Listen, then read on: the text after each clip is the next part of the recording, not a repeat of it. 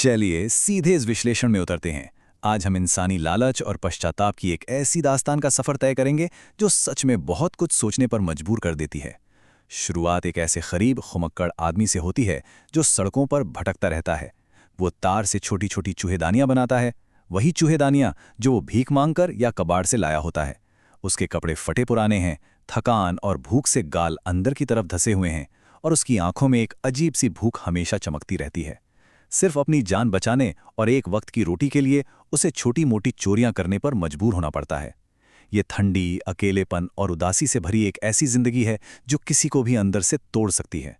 लेकिन इसी गहरे अंधेरे और निराशा के बीच उसने दुनिया को देखने का एक नया और थोड़ा अजीब नजरिया ढूंढ लिया। सड़क पर अकेले चलते चलते अचानक उस घुमक्कड़ के दिमाग में एक बहुत ही गहरी फिलॉसफी आई। उसने सोचा कि ये पूरी दुनिया और कुछ नहीं बल्कि एक बहुत बड़ी चूहेदानी है, बिल्कुल एक ट्रैप। दुनिया में जो भी लालच और आराम हमें दिखते हैं वो सब इंसान को फंसाने के लिए ही तो हैं। अब क्योंकि दुनिया ने उसके साथ कभी अच्छा सुलूक नहीं किया था, इसलिए इस अंधेरे और निराशावादी विश्वास ने उसे एक अजीब सी तसल्ली दी। वो सोचता था कि जो दुनिया उसे भटका रही है, धुतकार रही है, वो एक दिन खुद अपने लालच के जाल में बुरी तरह फंस जाएगी। अपने दिमाग में इन बातों का जश्न मनाने में उसे एक अलग ही सुकून मिलता था। इस रूपक को थोड़ा और गहराई से देखते हैं।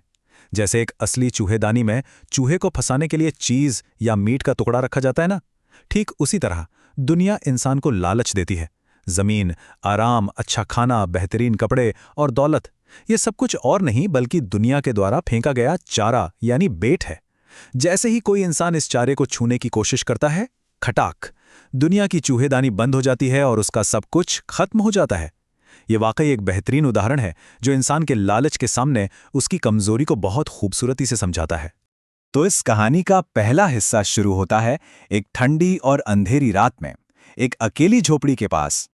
उस ठंडी रात में इस लाचार घुमक्कड़ को अकेलेपन के शिकार एक बूढ़े क्रॉफ्टर की झोपड़ी में पनाह मिली। क्रॉफ्टर बहुत अकेला था, तो उसने आग पर दलिया पकाया और बातचीत की आशा में अपने मेहमान का दिल से स्वागत किया। लेकिन बातों ही बातों में एक अहम बात सामने आई। क्रॉफ्टर बहुत ही भोला और मासूम नेचर का था। उसने खुशी खुशी बताया कि उसकी गाय बहुत अच्छा दूध देती है और पिछले ही महीने उसने दूध बेचकर 30 क्रोनोर कमाए हैं। जब घुमक्कड़ के चेहरे पर यकीन नहीं दिखा तो क्रॉफ्टर उठा और खिड़की पर टंगे एक चमड़े की थैली से 3 10-10 क्रोनोर के नोट्स निकालकर दिखाए। फिर वो नोट वापस थैली में रख दिए। लेकिन क्रॉफ्टर को कहाँ पता था कि अपने अकेलेपन और दोस्ती की आशा में उसने अनजाने में अपने मेहमान के सामने वही चारा रख दिया था जिसके बारे में ये घुमक्कड़ अक्सर फिलॉसफी बनाता था। अगले दिन सुबह दोनों जल्दी उठ गए। क्रॉफ्टर झोपड़ी लॉक करके अपने रास्ते चला गया और घुमक्कड़ अपने रास्ते। लेकिन असल लालच का खेल यहां से शुरू होता है। सिर्फ आधे घंटे बाद घुमक्कड़ वापस उस झोपड़ी के पास आया। वो दरवाजे से अंदर नहीं गया बल्कि उसने खिड़की का कांच तोड़ा, अपना हाथ अंदर डाला और उस चमड़े की थैली से वो 30 क्रोनोर निकाल लिए। पैसे अपनी पॉकेट में रखे, थैली वापस वहीं टांगी और चुपचाप निकल गया। जरा सोचिए, एक ऐसी जगह जहां उसे रात भर इज्जत और शांति मिली, वहां उसने सिर्फ लालच में आकर धोखा दे दिया। और सबसे हैरानी की बात तो यह है कि पैसे चुराकर उसे पछतावा नहीं बल्कि अपनी चालाकी पर बहुत गर्व महसूस हो रहा था। चोरी तो हो गई, पर अब हाईवे पर चलना खतरनाक था। पुलिस पकड़ सकती थी। इसलिए घुमक्कड़ ने मेन रास्ता छोड़कर जंगल का रास्ता चुन लिया। शुरू में सब आसान लगा, लेकिन जैसे जैसे दिन ढला, जंगल घना और भूल भुलैया जैसा होता गया। वो चलता रहा, घंटों चलता रहा, लेकिन उसे रास्ता नहीं मिल रहा था। थकान, कांप कपाती ठंड और अंधेरे के बीच अचानक उसे एक बहुत भयानक एहसास हुआ कि वो जंगल के एक ही हिस्से में गोल गोल घूम रहा है।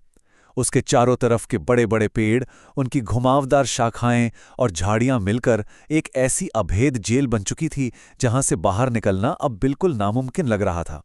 और दोस्तों, यही वो लम्हा था जब उसकी खुद की पूरी फिलॉसफी उसके सामने आकर खड़ी हो गई। उसने कांपते हुए महसूस किया कि अब उसकी बारी आ गई थी।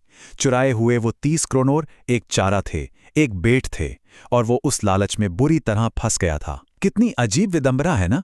जो आदमी अभी अभी कल तक पूरी दुनिया के चूहेदानी होने की फिलॉसफी पर मुस्कुरा रहा था, वो आज खुद मुकम्मल तौर पर उसमें कैद हो चुका था। लालच ने उसे एक ऐसी जगह डाल दिया था जहां से बचने का कोई रास्ता नहीं था। एक बेहद डरावना सच कि हमारी बुराई हमें घूम फिरकर वही ले आती है जहां हम कभी आना नहीं चाहते। कहानी में आगे बढ़ते हैं दूसरे हिस्से की तरफ, रामजो आयरन वर्क्स, जहां पनाह के साथ साथ मिलती है एक बहुत बड़ी गलतफहमी। थकन से चूर और मौत के डर से कांपता हुआ घुमक्कड़ अचानक किसी हथौड़े की आवाज सुनकर आग के सहारे रैम्सजो आयरन वर्क्स में जा पहुंचा। लोहार ने बिना ज्यादा ध्यान दिए उसे वहां आग के पास सोने की इजाजत दे दी। तभी रात के वक्त फैक्ट्री का मालिक आयरन मास्टर इंस्पेक्शन के लिए वहां आया। कम रोशनी और घुमक्कड़ की लंबी दाढ़ी की वजह से आयरन मास्टर को एक बड़ा भ्रम हो गया। उसे लगा कि आग के पास बिखरी हालत में बैठा ये आदमी उसका पुराना आर्मी का दोस्त कैप्टन वॉन स्टाले है। अब यहां देखिए, एक तरफ एक गर्माहट ढूंढता एक दरिया हुआ चोर और दूसरी तरफ एक सम्मानित पुराना दोस्त। घुमक्कड़ ने सच्चाई नहीं बताई क्योंकि उसे लगा कि शायद ये अमीर आदमी उसे दोस्त समझकर तरस खाकर कुछ पैसे दे देगा। लेकिन जब आयरन मास्टर ने उसे जिद करके अपने घर चलने को कहा तो चोर पूरी तरह डर गया और उसने तुरंत वहां जाने से मना कर दिया। आयरन मास्टर के थक हार कर अकेले लौट जाने के करीब आधे घंटे बाद फैक्ट्री में एक नई और बहुत ही अहम शख्सियत आती है, आयरन मास्टर की बेटी एडला विल्मनसन। एडला लोगों को समझने और मनाने में बहुत माहिर थी। वो दिखने में भले ही साधारण थी, पर उसके अंदर बहुत गहरी दया और समझ थी। उसने घुमक्कड़ को जैसे ही देखा, वो तुरंत समझ गई कि यह आदमी भारी डर से कांप रहा है। इसका मतलब या तो इसने कुछ चुराया है या ये सीधे जेल से भाग कर आया है। पर एडला ने उस पर कोई सवाल नहीं उठाया, बल्कि बहुत ही शांति और प्यार से बात की। उसने वादा किया कि वो उनके साथ चलेगी और जब चाहे सुरक्षित वापस जा सकता है। एडला की आवाज़ में ऐसी सच्चाई और गर्माहट थी कि इस घुमक्कड़ को अचानक, शायद जिंदगी में पहली बार, इतना महफूज महसूस होने लगा और वो उसके साथ घर जाने को तैयार हो गया। लेकिन डर इतनी जल्दी कहाँ पीछे छोड़ता है। आयरन मास्टर के उपहार में मिला फर कोट पहने बग्गी में बैठकर जाते हुए घुमक्कड़ का दिल बैठा जा रहा था। उसकी पॉकेट में अब भी वो चुराए हुए 30 क्रोनर आग लगा रहे थे। उसे पूरी तरह लग रहा था कि वो अपनी ही मर्जी से शेर की गुफा में अंदर जा रहा है। उसे समझ आ रहा था कि वो अपनी ही बनाई हुई दुनिया की चूहेदानी में अब एक कदम और गहरा फंस गया है। वो पछता तो बहुत रहा था, पर अब पीछे मुड़ने का वाकई कोई रास्ता बचा नहीं था। तीसरा हिस्सा आता है अगली सुबह, दिन की रोशनी, जब सारे भ्रम टूटकर बिखर जाते हैं। अगली सुबह थी क्रिसमस ईव। नहा धोकर, बाल कटवाकर और एक शानदार नया सूट पहनकर जब घुमक्कड़ दिन की तेज रोशनी में सामने आया, तो आयरन मास्टर ने तुरंत, बिना किसी शक के, पहचान लिया कि ये आदमी उसका दोस्त बिल्कुल नहीं है। सच्चाई अब पूरी तरह नंगी हो चुकी थी। जब आयरन मास्टर ने धोखा खाने के गुस्से में तुरंत पुलिस बुलाने की धमकी दी, तो घुमक्कड़ का डर और शर्म अचानक एक जोशीले भाषण में बदल गया। उसने मेज पर जोर से मुक्का मारते हुए कहा, यह पूरी दुनिया एक बड़ी चूहेदानी है। उसने अपनी वो सारी दिमागी फिलॉसफी आयरन मास्टर पर दाग दी। उसने कहा कि यह अच्छा खाना और आराम सिर्फ और सिर्फ एक लालच है, और अगर आज वो इसके लिए पुलिस के हवाले होता है तो एक दिन वही लालच खुद आयरन मास्टर को भी अपना शिकार बनाएगा। उसकी इन भड़ास भरी लेकिन सच्ची बातों में ऐसी अजीब कशिश थी जिसे सुनकर आयरन मास्टर थोड़ा हंस पड़ा। पुलिस बुलाने का ख्याल तो छोड़ दिया, लेकिन उसे उसी वक्त घर से निकालने का आदेश जरूर दे दिया। पर कहानी यहां थोड़ी ना खत्म होती है। जैसे ही घुमक्कड़ जाने के लिए मुड़ा, एडला ने लपक कर दरवाजा बंद कर दिया। उसने आगे बढ़कर अपने पिता के आदेश का खुलेआम विरोध किया। एडला ने बिना किसी शर्त के उस घुमक्कड़ का बचाव किया। उसका तर्क बहुत सीधा और दिल छू लेने वाला था। उसने कहा कि ये आदमी साल भर डर के साए में जीता है। जहां भी जाता है लोग इसे धुतकारते हैं, भगा देते हैं। क्या इसे साल में कम से कम एक दिन, सिर्फ एक दिन शांति और सम्मान नहीं मिलना चाहिए? एडला का मानना था कि उन्होंने खुद इसे क्रिसमस पर खुशी देने का वादा किया था, और एक मेहमान से किया गया इस वादे को तोड़ना इंसानियत के खिलाफ होगा। एडला की इस गहरी दया और मजबूत इरादे के सामने आखिरकार आयरन मास्टर को हार माननी ही पड़ी। अब सोचिए, ऐसी अजीब हालत में क्रिसमस ईव का समय कैसा बीता होगा। एडला के उसको रोक लेने के बाद घुमक्कड़ ने पूरे दिन क्या किया, सच मानिए तो कुछ नहीं। वो बस सोता रहा। दोपहर में वो खाना खाने उठा, थोड़ा खाया और वापस गहरी नींद में चला गया। शाम को जब क्रिसमस ट्री जलाया गया तब उठा और फिर जल्दी सो गया। ऐसा लग रहा था जैसे वो बरसों से इतनी शांति और बिना किसी डर के कहीं सोया ही ना हो। रात को एडला ने उससे बताया कि जो सूट उसने पहना हुआ है वो उसके पिता की तरफ से उसके लिए क्रिसमस गिफ्ट है, और इतना ही नहीं, अगले साल भी वो इस शांति और आराम के लिए उनके घर वापस आ सकता है। इस निस्वार्थ सम्मान और प्यार ने घुमक्कड़ को इतनी हैरानी में डाल दिया कि उसके पास उनको कहने के लिए एक भी शब्द नहीं बचा था। चौथा और आखिरी हिस्सा आता है अगली सुबह। कहानी पहुंचती है चर्च में, जहां शुरू होती है गायब चांदी की तलाश। अगले दिन सुबह जल्दी उठकर आयरन मास्टर और एडला चर्च गए। वहां उन्हें एक ऐसी खबर मिली जिसने उनके होश उड़ा दिए। पता चला कि एक चूहेदानी बेचने वाले किसी घुमक्कड़ ने क्रॉफ्टर के घर से 30 क्रोनॉर चुरा लिए हैं।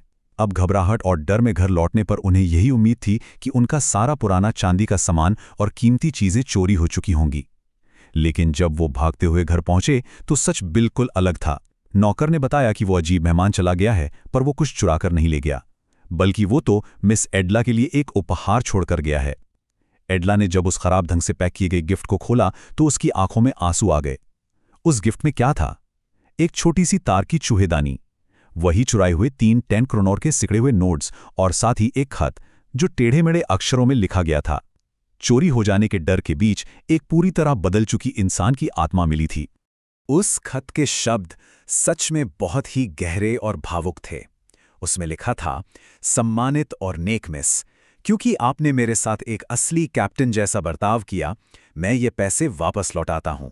ये चूहेदानी एक चूहे की तरफ से उपहार है जो इस दुनिया की चूहेदानी में हमेशा के लिए फंस गया होता अगर उसे एक कैप्टन का दर्जा नहीं मिलता। और सबसे कमाल की बात, खत के नीचे साइन किया हुआ था कैप्टन वॉन स्टेल। एक रास्ते के घुमक्कड़ चोर को जब सच में एक कैप्टन की इज्जत मिली तो उसके अंदर एक असली कैप्टन की ईमानदारी और शराफत ने जन्म लिया। उसकी आत्मा उस लालच की चूहेदानी से, उस डार्क फिलॉसफी से हमेशा के लिए आज़ाद हो चुकी थी। तो इस पूरे सफर से हम क्या समझ सकते हैं? सच्चा पश्चाताप और सच्ची शांति सिर्फ लालच के ट्रैप से दूर भागने या उनसे डरने से नहीं मिलती, बल्कि ये तब अपने आप उत्पन्न होती है जब किसी को अचानक बिना उम्मीद के सच्चा सम्मान, गर्माहट और दया मिलती है, जिसका शायद वो हकदार भी नहीं होता। एडला के अटूट विश्वास और प्यार ने उस घुमक्कड़ की आत्मा को उस दर्जे तक उठा दिया था जहां चोरी, डर और लालच खुद ब खुद बिल्कुल खत्म हो गए। इसे पूरी तरह समझने के बाद एक बहुत ही बड़ा सवाल उठता है, क्या हमारी आज की दुनिया अभी भी उसी लालच के चारे से लोगों को फंसाती है, या फिर क्या हमारे अंदर इतनी ताकत है कि हम एडला की तरह प्यार और सम्मान दिखाकर दूसरों के लिए उस चूहेदानी के दरवाजे हमेशा के लिए खोल सकें? खैर, ये एक ऐसी जरूरी सोच है जो हमारी खुद की इंसानियत की परछाई को बयान करती है।